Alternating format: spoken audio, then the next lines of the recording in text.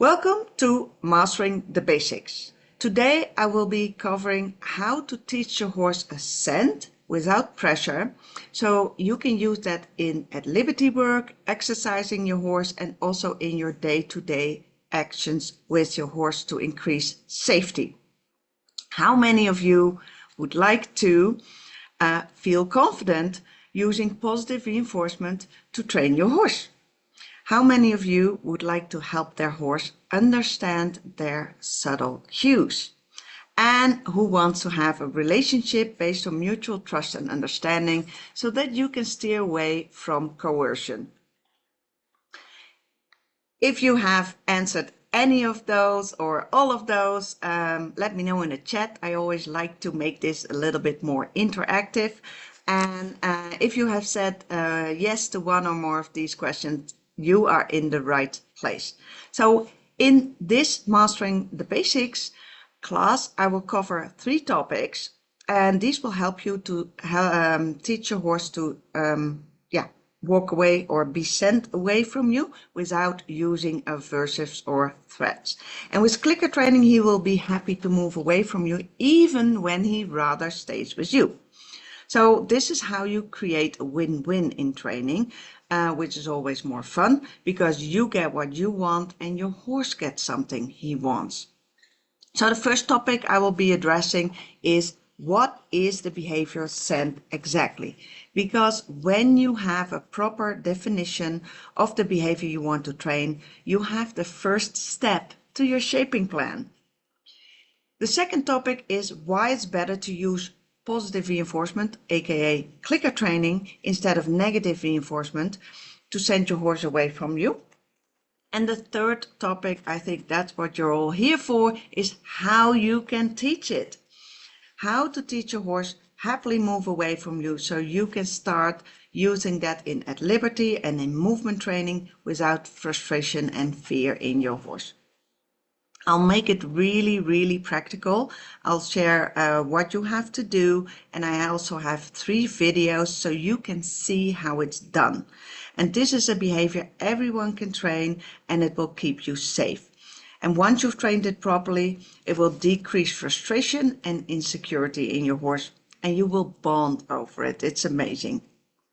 So as a bonus material, I've also added lots of solutions for the 7 reasons that horses stand and face you or don't want to move at liberty, because this is a major issue. So I've included some solutions for you. If you have questions, I'm just like you when you're on a webinar, things will pop into your head. Please use the chat right away so you won't forget them, and Georgie, my co-host, will gather all the questions, and at the end I will answer each and every one of them. Because if I get to start taking questions in the middle, I will digress, because I can talk for hours about this subject. I'm really passionate about it. So save your questions for the end, but in order not to forget them, just put them in the chat.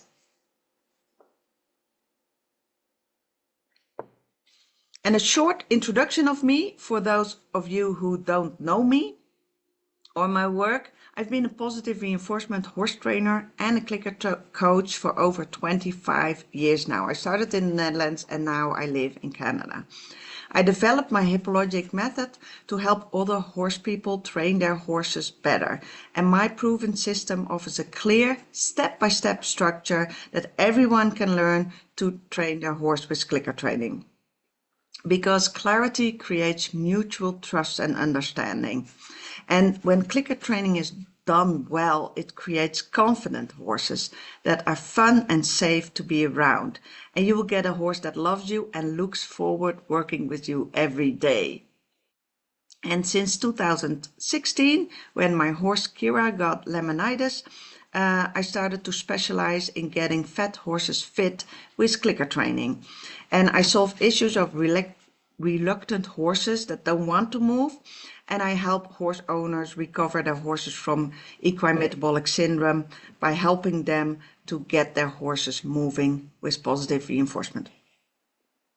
I offer high-quality online clicker training courses in my HippoLogic Clicker Training Academy, and my academy is an affordable group program with tailored clicker coaching to help you accomplish your dreams. So when you have questions, put them in the chat and I will answer them all in the end.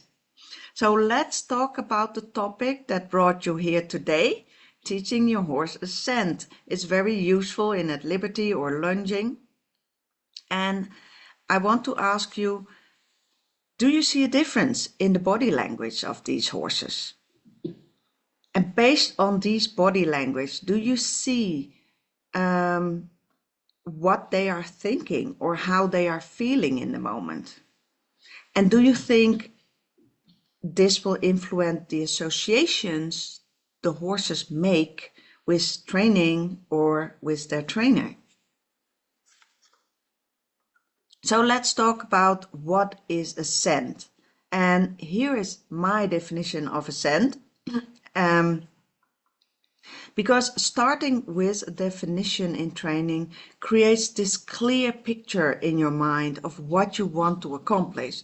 And with that, it's so much easier to train than when you're not clear about what you want. So therefore, a shaping plan always starts with a clear definition of the end goal behavior that you want to train and the results that you are looking for. And a shaping plan is a written manual to train a behavior from start to end with clicker training. So my definition, ascent, means that your horse is willingly and without hesitation moving away from the trainer on cue. And the cue provides where the horse needs to go and in what pace. And the speed is obviously an advanced criterion. So here is why it's important to be able to ask your horse to move away from you. Because sending your horse away increases safety. From a distance, he can't push you, he can't step onto your toes, he can't run you over. And although these are behaviors that I don't see often in clicker trained horses, it's still very nice not to have a horse in your pocket all the time. And when your horse moves away willingly and on cue, it means that you provide clarity, and clarity prevents frustration. As well as in horses, as in trainers, if you know exactly what to do, when to do it, how to do it, you have clarity. And that's really a big thing in my programs because that's the basis of everything. A proper scent can help you teach other behaviors, like stop mugging for treats, and I'll address that in my next masterclass.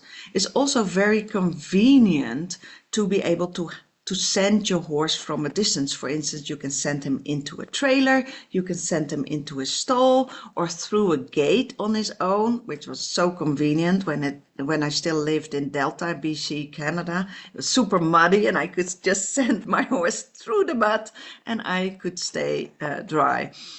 With a scent, you can direct him from a distance, even when there's a fence between you. And once you can do this, you can train other behaviors too. So you can start training your horse even when he's untouched. And it's also the first step in at liberty movement training. So as you can see, there's so many reasons to start training this particular behavior. And I would like to talk to you about some jargon that I will be using. Positive reinforcement. Reinforcement means strengthening a behavior. The plus means adding and the minus means subtracting. It's just like in math. And in positive reinforcement is written with a capital R, and the plus indicates that we are adding something in order to strengthen that behavior. In other words, the horse learns that something good will happen when he performs a behavior. And it's important to notice that in positive reinforcement, the reinforcer comes after the behavior. In order to offer clarity, we use a bridge signal or a marker to mark that specific behavior that we want to see more of. And that's why we use a clicker. We can pinpoint the exact behavior. And in positive reinforcement, so we have to give the horse something he values, something he wants, and that is called an appetitive. In negative reinforcement, we strengthen a behavior by taking away something the horse wants to avoid. Pressure, release. The horse wants to avoid the pressure because it's uncomfortable, scary, or painful. And the thing the horse wants to avoid is called an aversive. And the aversive is applied before the desired behavior happens, and it's taken away the moment your horse reacts in the proper way. So horses learn to anticipate on the aversive by reacting with an avoidance behavior. And it's always the learner who decides if something is an appetitive or aversive. This is said like in reward-based training, but it also is in negative reinforcement training. It's the receiver who determines if something is aversive or appetitive. If your horse doesn't want to work for it, it was not appetitive. So if you get more of the desired behavior, better quality, longer duration, we know our reinforcer worked. And when you are able to send your horse away from you with positive reinforcement, your horse will learn quickly that he will get something he wants for leaving you. And when you mix or change from positive to negative reinforcement, you can really cause inner conflict in your horse. When a horse is insecure if he will get the carrot or the stick for his choice, he might even become aggressive or really not move at all. So when you change from negative reinforcement to positive reinforcement training, your horse can also be insecure at first, because first he needs to learn that he can trust you and that something good will happen for offering behaviors. Because in negative reinforcement training, which is basically all traditional training and natural horsemanship, it's based on negative reinforcement. And the horse is almost always punished for offering behaviors.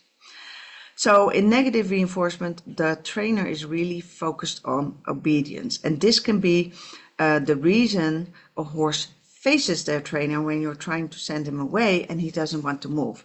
Because the moment the horse offers a behavior, he is punished for it. The trainer will make him move more. That's often a reaction or something that owners are taught. So he will never do that again on his own initiative. So the second thing is that horses that are trained with natural horsemanship, they have also often been trained to give the trainer 2 eyes.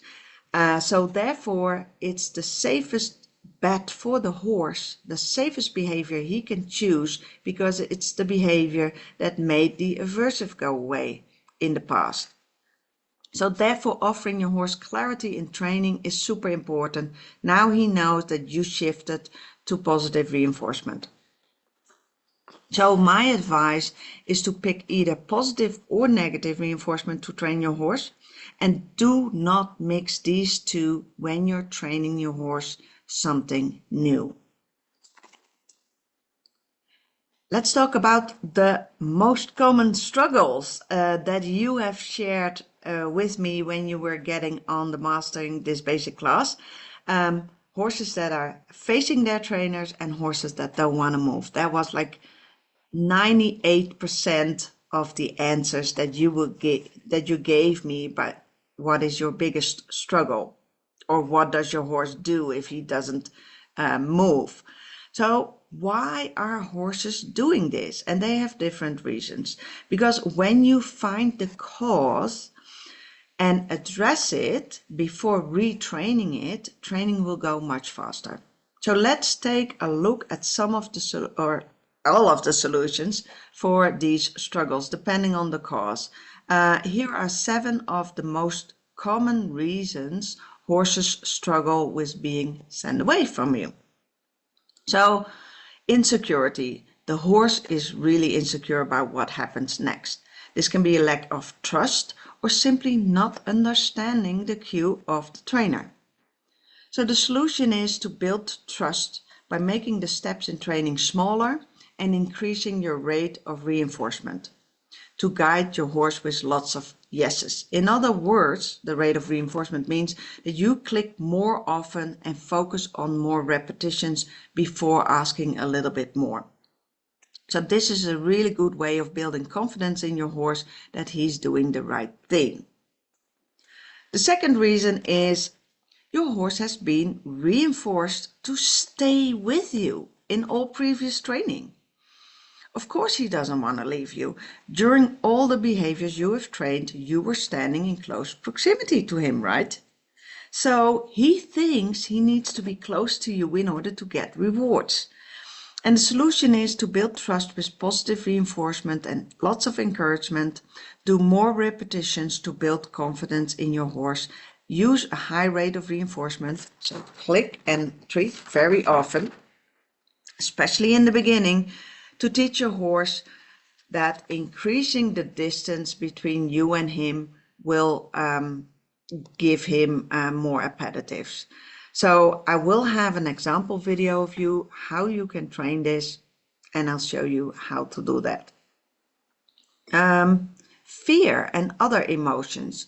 Sometimes horses are afraid or frustrated or even get angry in training because there's a lot of trigger stacking already happening before you enter the arena.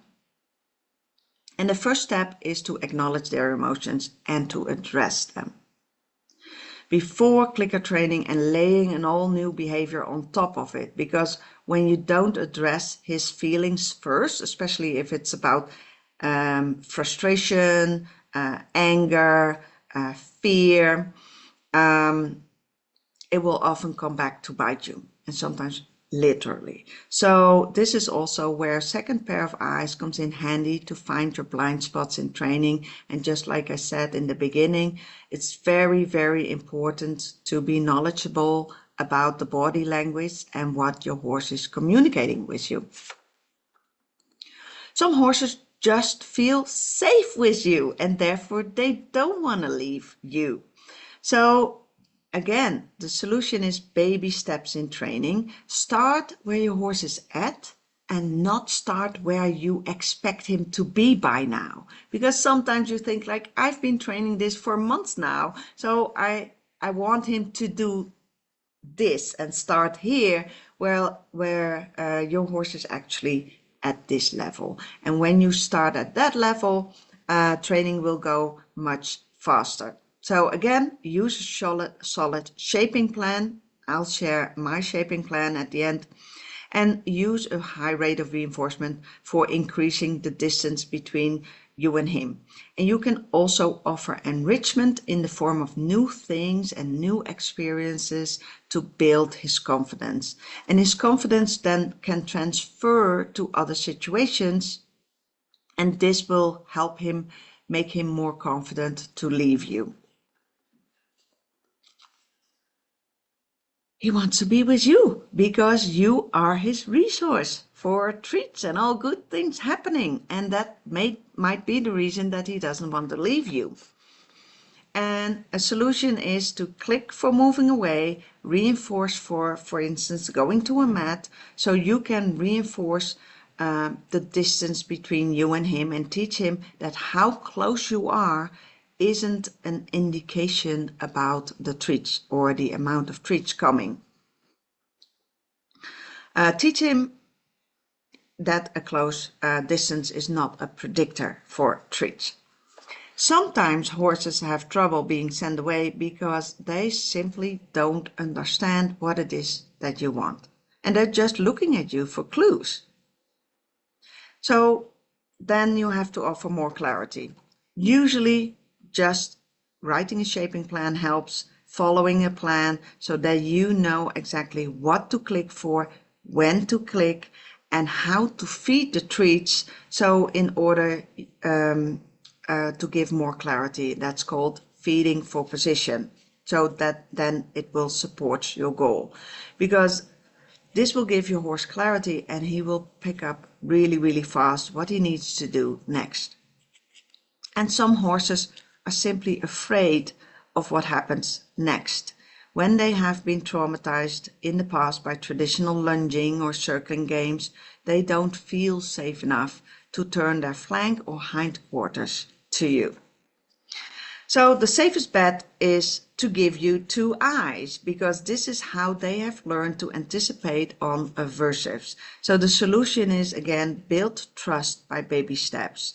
When horses are truly traumatized, start with some foundation behaviors first, to teach them that they have a choice and a voice in training, and that there are no repercussions and that there's no wrong answers.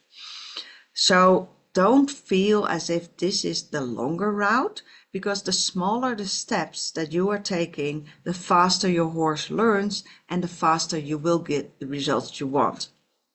Which brings me to the second topic of today, why positive reinforcement will give you better results. Because when you can reward your horse with something he wants instead of something he wants to avoid, you will create enthusiastic engagement and you will get more behaviors quicker. Like in this picture, Kira really started to bending nicely around the cones, and I really could start and pinpoint with my click what it was that I wanted to see more of. And it really went as like, okay, I'm going to start and click and reinforce for her inner hind leg under the mask. So she really started to anticipate on that and really work with me. So at the beginning might seem, especially if horses are traditionally trained, a little bit longer. But once you have that enthusiastic engagement, it can go really, really, really fast. Because your horse starts to think about what you want, so he can get what he wants. So positive reinforcement requires your horse to think, while negative reinforcement requires your horse to be passive and only react to your command. So every time you use positive reinforcement in training a behavior, you actually make your horse smarter, because his brain is growing and he will make more connections. And horses love the mental challenges this kind of training offers, just as much as the food rewards, if not more, because they are start looking forward to interact with you, because now there's more to gain. And people often think clicker training is all about the treats. Maybe it is in the first few sessions, but studies also have proven that animals love to work for their food, and they choose to work for it even when they have ad lib access to the same food. So you might have seen that in your own horse as well, or with a horse that is in the pasture and you grab some grass to feed him, he will choose that over all the other grass that is all around him. So when you build positive associations with exercises, which most horses have negative associations with exercising. So for instance, if you have an energy saver or your horse is overweight or reluctant to move, they usually respond very, very well to positive reinforcement. And in clicker training, you have to listen to your horse. And because otherwise you cannot set that environment up in a way that invites your horse to offer the desired behavior. And remember, you can only reinforce that behavior with an appetitive after or during the desired behavior. And in clicker training, you really, really learn to listen to your horse, and listening to your horse and acting on his fears, worries, enjoyment really has an enormous positive impact on the relationship that you have with your horse. So that's why I really love positive reinforcement. So the third topic of today is the how. how to teach your horse happily move away from you so you can start a liberty work without frustration and fear in your horse. So let's see how we can teach our horses to move away from you, from us, the food source. And which way we choose depends on on your horse, his education level, and his experience with positive and negative reinforcement training. I just want you to know that there are more ways that lead to Rome, and mat training is just one way, and I recommend starting with this if your horse is new to clicker training. So start by teaching your horse to step onto a mat. And mat training is one of the 6 key lessons I use as stepping stones to train complex behaviors like the At Liberty Rectangle. And this stepping stone will offer your horse a lot of clarity. So the mat will give your horse information where you want him to go. And it also is very helpful for you as a trainer because you know exactly what to click for and when to click. So once your horse can stand on the mat, which is often taught in just 1 or 2 sessions, the next step is to send your horse to a mat by increasing the distance between your horse and the mat. And it's very important that from now on you are reinforcing the behavior you want, the send. So stop reinforcing standing onto the mat, or at least stop clicking for that. So click for moving towards going to the mat. And it's also important to teach your horse to go without you. Because remember the definition of assent. The horse is willingly and without hesitation moving away from the trainer on cue. So stop walking with your horse or you will become part of the cue for your horse, which will become a bottleneck later when you're ready to teach your horse trot and canter. So start with 1 step away from the mat and then slowly you can increase the distance. Click for moving towards the mat while you are standing still. Offer a treat when your horse is standing on the mat, and in this way you create a clear visual and clear expectations for your horse. He learns to move without you and away from you, and he knows exactly where to go, to the mat, and what he can expect, a treat on the mat. So do not make the distance too big at first. Your horse will offer some other behaviors that have led to treats in the past. If he doesn't know what to do, if he gets all confused, he will come up with something that has been reinforced in the past. So when he does that, he's just asking you what to do. So he's actually guessing, and the more he has to guess, the more frustration you will cause. So keep that guessing at a minimum. So here's a basic shaping plan of how to train it, and I will include that in the ebook that I will sending out. So teach your horse to stand on the mat, reinforce all movements towards going to the mat, and then you click for 1 step, 1 foot on the mat, and then you increase your criteria until you can click for 2 front feet on the mat. Also reinforce moving off of the mat. And I reinforce incompatible behaviors straight in the early stages of training a behavior, because this will make it easier to train cues. And you won't be turning the mat into a really, really strong magnet for your horse that he soon doesn't want to leave, because it's not about the mat. This is just a stepping stone and a training tool to teach your horse assent. So when your horse knows how to stand on a mat, leave the mat, and while you're at it, you can also teach your horse ignore a mat, then you can add cues to those behaviors. And the cues will give your horse information about what behavior will be reinforced, so he can make educated choices based on that, not on guesses.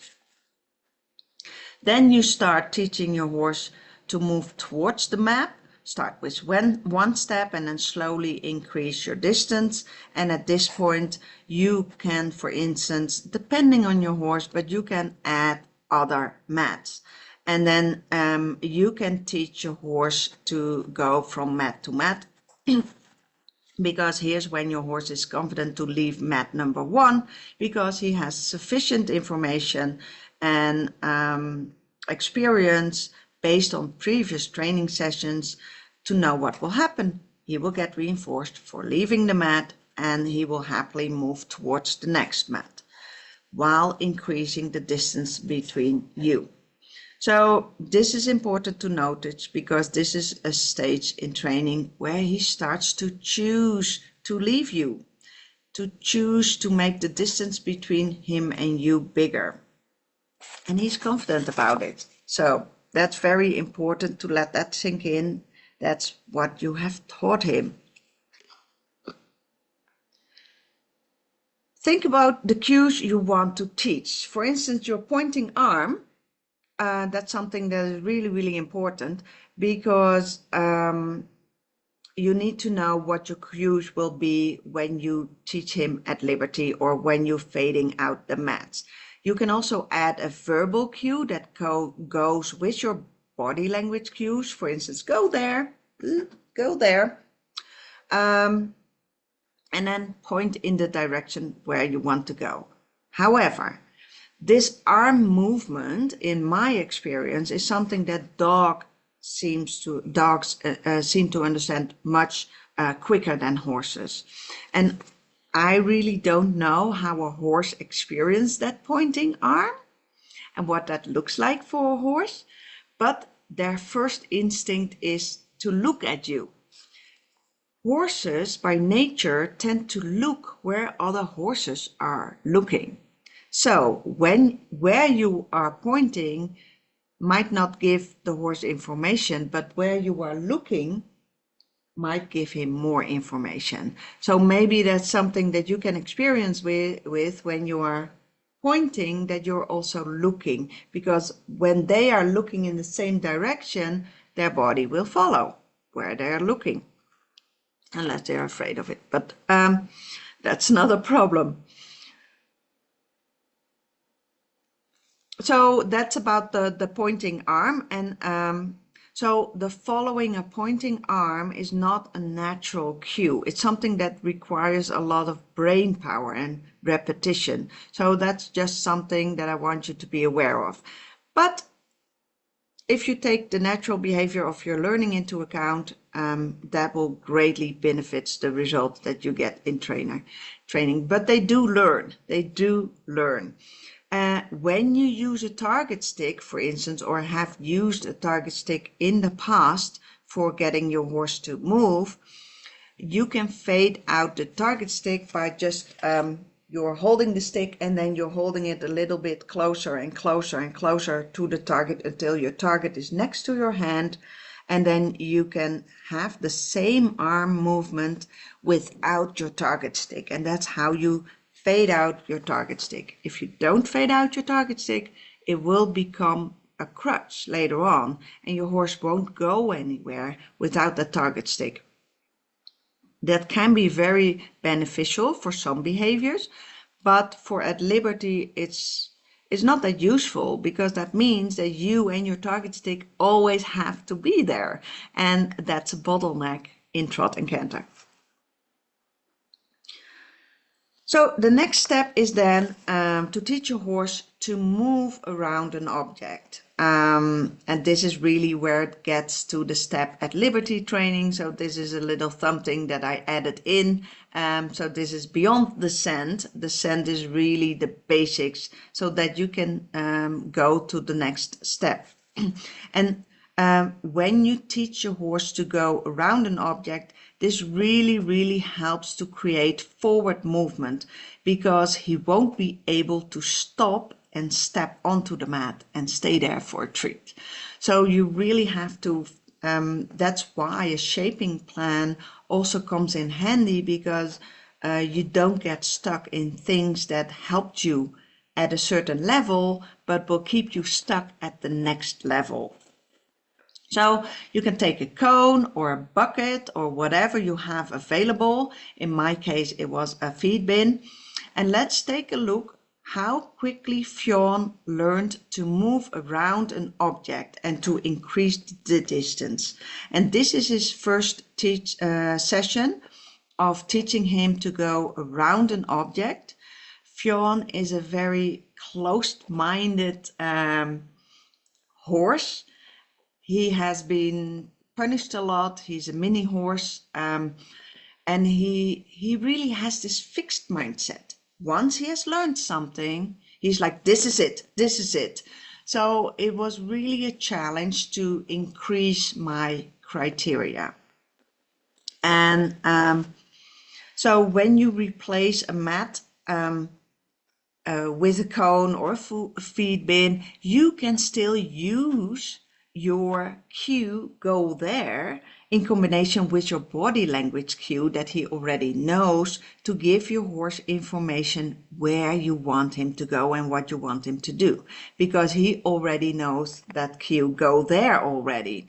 And he will be confident to figure out that it's now going the behavior that you're reinforcing is going around an object, and your clicks and treats will tell him that he's making the right decisions.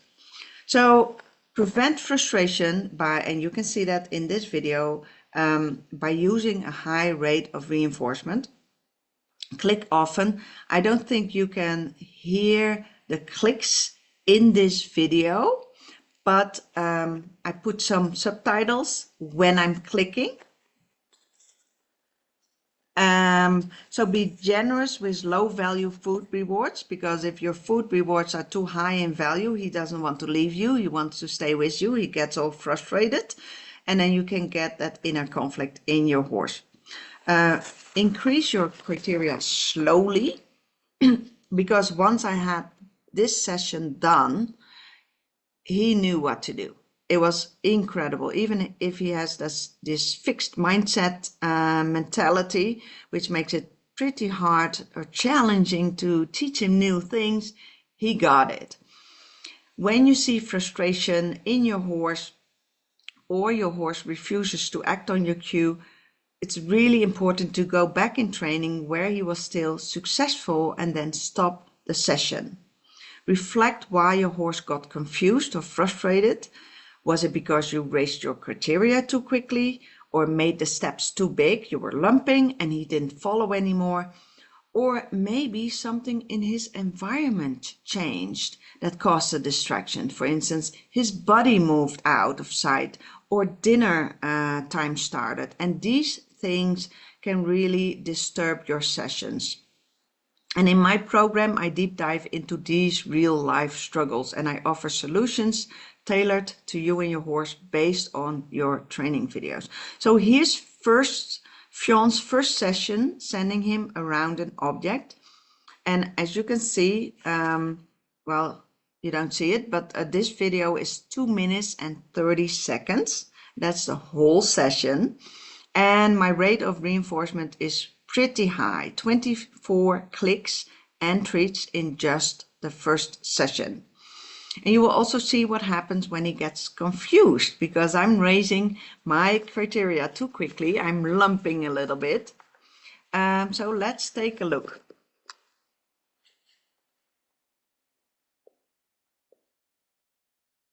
Click, click, click, click. Oh, I didn't click. Oh, click. So as you can see, he's already like a little bit confused, but he got it. And as you can see, I'm pointing. I didn't, he's not used to a target stick, but to a hand target, because he's my own horse. And I'm already just leaning forward, but trying to stay as much as possible in one place. So I create that distance between him and me by sending him around an object.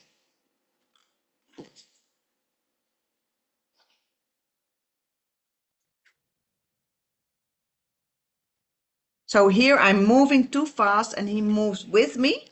So that's why I'm feeding for position. I'm feeding around the can, around the feed bin. And here's where I made my criterion a little bit. I raised it too high. He does step forwards toward that feed bin. So I do click and reinforce him for that. Oh, it's a little bit later in the video. Yeah, here it is. So he is getting confused because here I'm standing, but the distance between me and the feed bin is too high, too big. So he's scratching his nose. So that means that he's in conflict. I could have clicked here again a little bit sooner, but that's always in hindsight. But that's the beauty of positive reinforcement. You can always quickly repair your own mistakes, and you will make mistakes because you cannot really predict what he's doing. I guessed he would understand what he needed to do, and I was wrong. So therefore it's also very important, especially if horses are very new to clicker training, click for what you see, not for what you think is going to happen. So in the next video, you will see what a scent can look like if you have integrated in movement training in the reverse rectangle that I developed. And let's see. So here you can see what it really looks like and how you can benefit of sending your horse around an object. And so now you know why you should choose clicker training to send your horse away, what benefits clicker training has that negative reinforcement doesn't have, and how to teach your horse a scent without pressure so you can start at liberty work without frustration and fear in your horse. So how many of you have learned something that you didn't know before, or were reminded of something that you totally forgot about? So I would love to hear from you about what that is in the chat. Because your feedback is valued and very appreciated. And give yourself a round of applause for learning something new and something that helps develop the horse-human relationship. And I promised 3 videos, and I have some bonus video for you in which you can show what you can accomplish once you master the scent. And you really don't need to build an expensive reverse round pen. Often that reverse round pen will become a bottleneck later on because you haven't taught your horse to go away. You have just prevented it by putting an obstacle between you and your horse.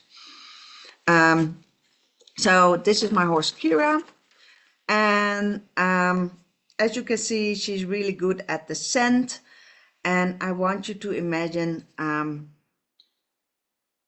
what if you could use your at liberty training skills to improve your horse. Imagine what your life would look like if you could do this, and if you could implement everything that you learned today. Imagine if you can get your horse in shape, increasing muscle and decreases weight with non-ridden exercises like the HippoLogic Liberty Rectangle. So, and did you know that most people struggle with the implementation of their knowledge? And in my Fed to Fit for Horses, I will take you by the hand and I will guide you step by step through the process of exercising your horse with clicker training. It's a 3-week high-quality group coaching program with one-on-one coaching, and it's only 550 Canadian dollars at the moment. And you can ask me anything you want because you will have direct access to me. So the first cohort starts May 1st. Book an assessment to see if this is a fit for you. Click the link that Georgie is sharing with you in the chat so you won't lose it, and then you can go book yours today. And before we go to the Q&A, I want you to know the next masterclass is Monday, April 15. Registration is open. I will also ask Georgie to share that link in the chat.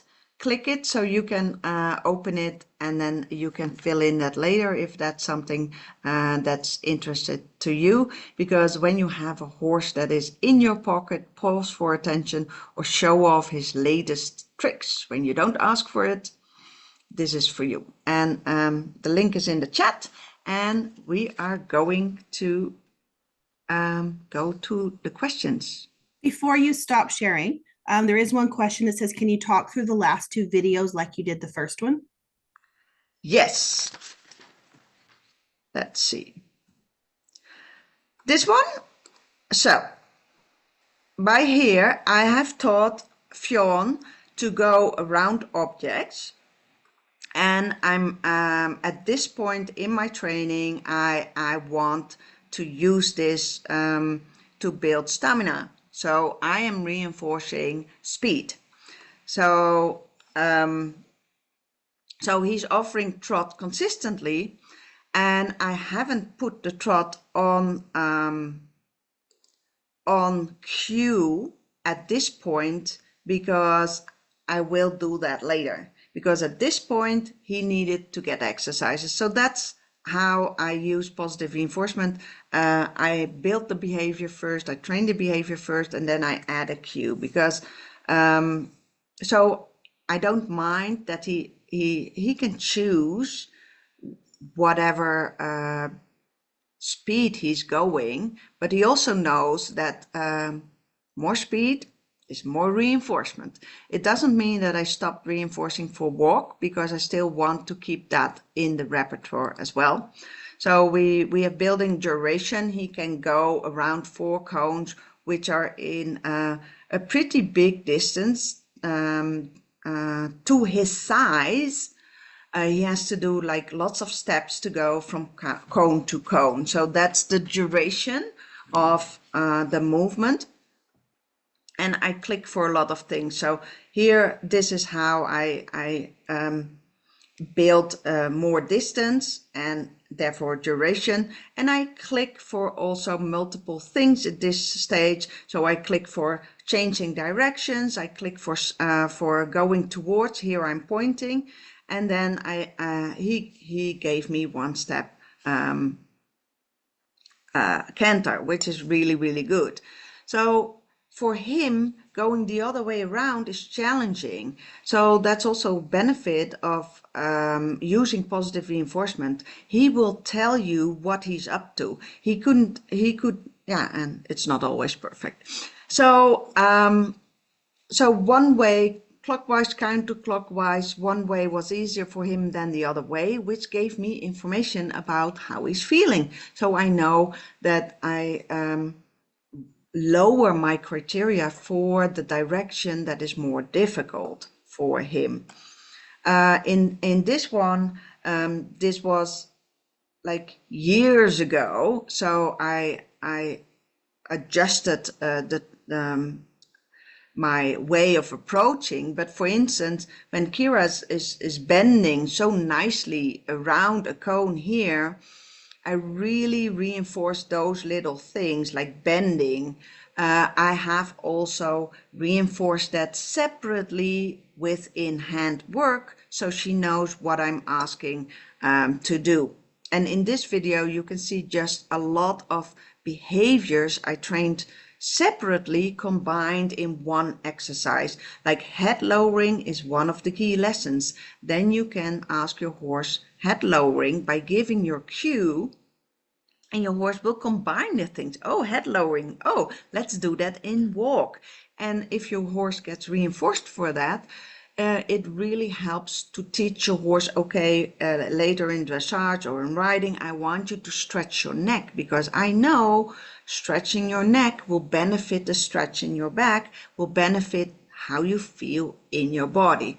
So that's all kind of information, and you want your horse to stop and stand and wait. This is key lesson patience, for instance. That's another one of the 6 key lessons that I teach my horse. So I hope that will give you some information and ideas. And if you have any more questions about that, yeah, that's why the Q&A is here.